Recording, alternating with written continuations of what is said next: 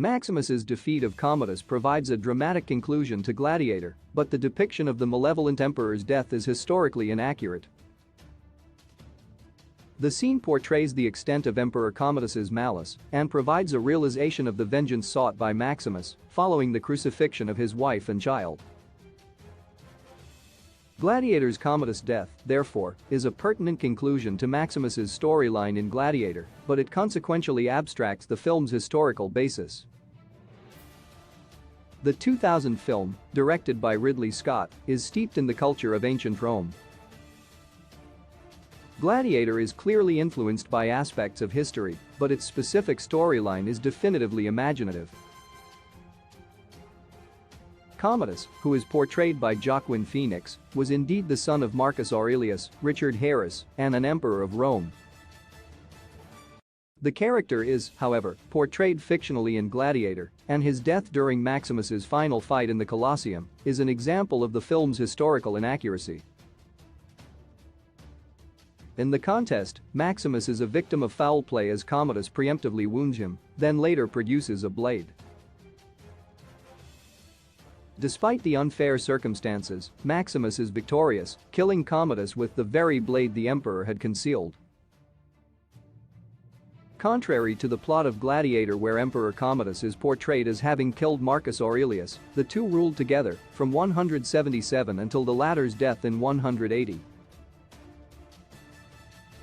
Commodus is commonly regarded as being an inadequate and megalomaniacal emperor, but Gladiator's distortion of history portrays him as exclusively and resolutely evil.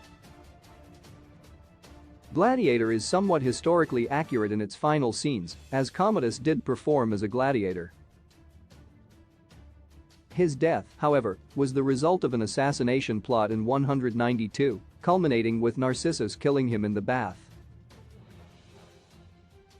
It is the type of death indicative of Commodus's notoriety as an emperor, which is fundamental to Gladiator's plot, but the film is imaginative in its depiction of his death to provide closure to Maximus. Gladiator changed Commodus' death despite Maximus being a fictional character. The athlete Narcissus is one of the multiple historical figures serving as the likely inspiration for Gladiator's protagonist. Sporting critical wounds after enacting his vengeance at the end of Gladiator, Maximus dies moments after Commodus. While the film's fictional account maintains that the killing of Commodus was motivated by the nature of the emperor's actions, it is more personal and emotionally charged in the film than in history.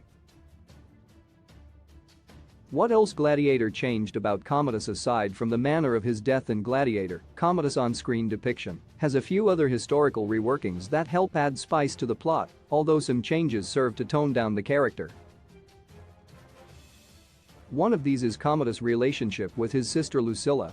While Lucilla did actually try to orchestrate Commodus' assassination, there's no historical evidence of his disturbing attraction to her or their highly tempestuous relationship as depicted in the movie. On the other hand, the real Emperor Commodus was even more outlandish than Gladiator's version in some ways, as he renamed Rome the colony of Commodus at one point. Joaquin Phoenix's character is bad news, but he doesn't quite have the same unhinged level of megalomania as his real-life counterpart. Gladiator is a film invested in the concept of retribution. The film portrays a fictionalized account of historical events, and it illuminates aspects of the culture of ancient Rome. Commodus' death is an example of how the film has historical references, but often distorts them to create its narrative. Gladiator's Commodus being less power-hungry than his historical counterpart refocuses the movie around Maximus' personal struggle, rather than the wider Roman political landscape. Commodus's reign is commonly regarded as the beginning of the Roman Empire's decline, and he is a natural choice for the primary antagonist of Gladiator. His death in history marks the end of the Nerva Antonine dynasty. In the movie, his death marks the retributive end of Maximus's Gladiator story. The latter is what has made the movie timeless.